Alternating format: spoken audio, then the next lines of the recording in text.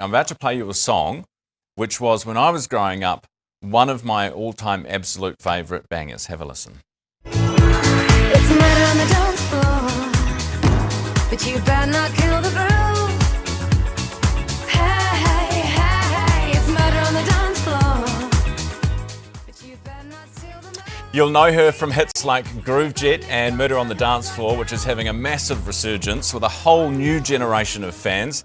Joining us live this morning is pop icon Sophie Ellis-Bextor, who's heading to New Zealand next month for dates in Hamilton and Christchurch. We'll have those for you in a second. Sophie, good morning, good evening to you. Thanks for being with us in New Zealand. Hi there, Ryan. How are you? Very well, thank you. Now, my producers told me when we were playing the song, you were dancing. You still enjoy it? Hey, it's an old friend of mine. I've been in a long-term relationship with that song, but we do still make each other happy, yes. Have you ever stopped? Have you ever gone and counted how many times you must have performed it? Oh, no. It's quite a few now, I reckon. But you know what? I'm just so glad that I do have this good relationship with my music because it turns out, yeah, I've been singing some of those songs for us, like, I mean, what's that, nearly 25 years? A long time. And you're right, some Yeah. musicians, I've spoken to musicians who've been performing for decades, and they almost cringe when they hear it or hate performing them. You're in the Yeah. complete opposite camp, which is cool.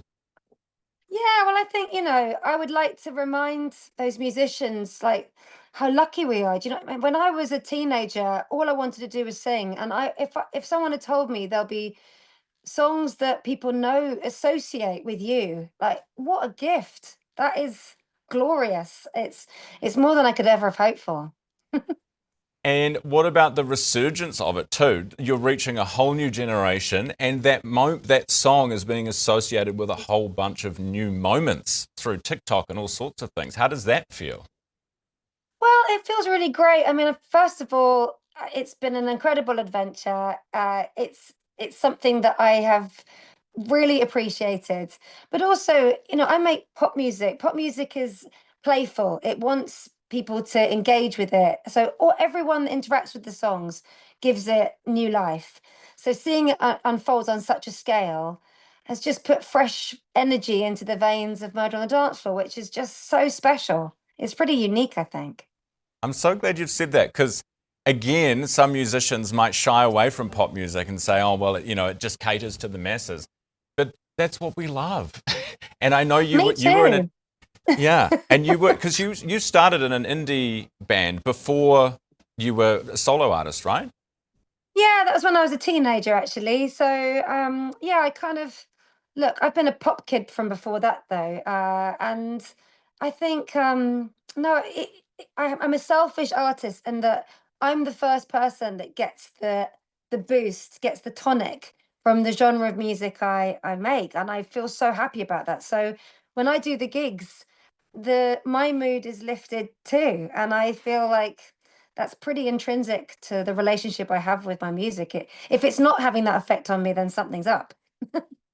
Sophie, were you competitive? You hear a lot in show business about, because you were around, that Spice Girls were around in that time. When Murder on the Dance Floor came out, I think Spice Girls had an album, if not that year, the year before. Were you like, I'm going to get to the top of the charts? Was that your vibe? Or were you just doing it to have fun? Somewhere in the middle. No, not competitive, but you mentioned my first band.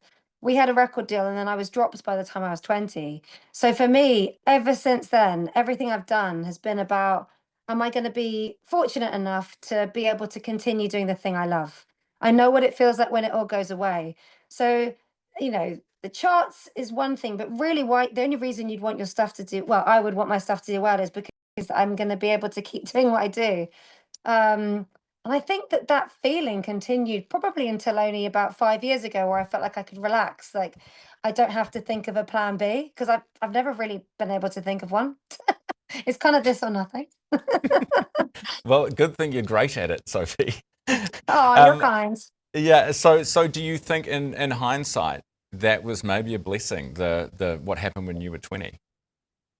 Yeah, I think it probably was, and I do think if everything had rolled out for me and it been like success after success, I think I would have been pretty ghastly actually, Ryan. You wouldn't have wanted to speak to me. I'm going to play a little bit of new music, and I want you to tell us about this song once we've had a listen. You can have your pick here in this room. Something in the way you move. Everyone knows what their eye on you. But I know there's nothing they can do. 'Cause his eyes stay on me. His eyes stay on me.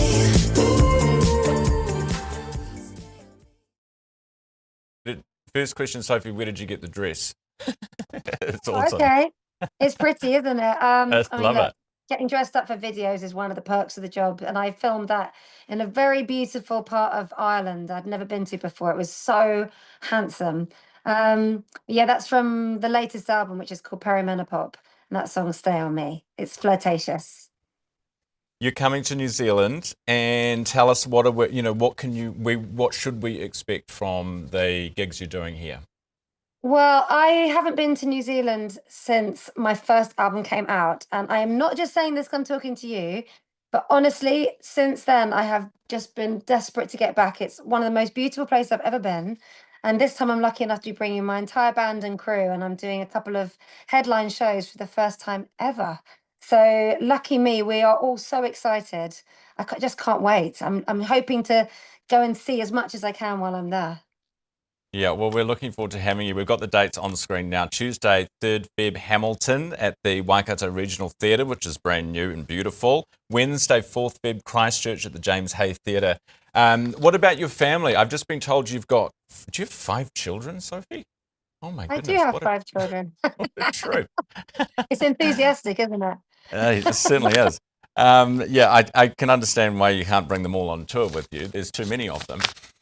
Yeah, but I do bring family. My husband Richard plays bass, my brother Jack's on drums. So there's a little bit of a family connection. But to be honest, the touring, I think it would I quite like having some time that's just for me to get really in the zone with what I'm doing. And then they'll come and meet me at the end of our tour and we'll have a week's holiday away somewhere. But yeah, I think the touring is probably the only thing I do where I very rarely bring them along because I just need It, to get my head down a bit. it's mum time. Mhm. It's time Yeah, to be you. Time to be Sophie Ellis-Bextor. exactly. Thank you for being Something with like us that. this morning, and we look forward to welcoming you here down under. Thanks for being with us, Sophie. I can't wait. Thank you. Sophie Ellis-Bextor, pop icon.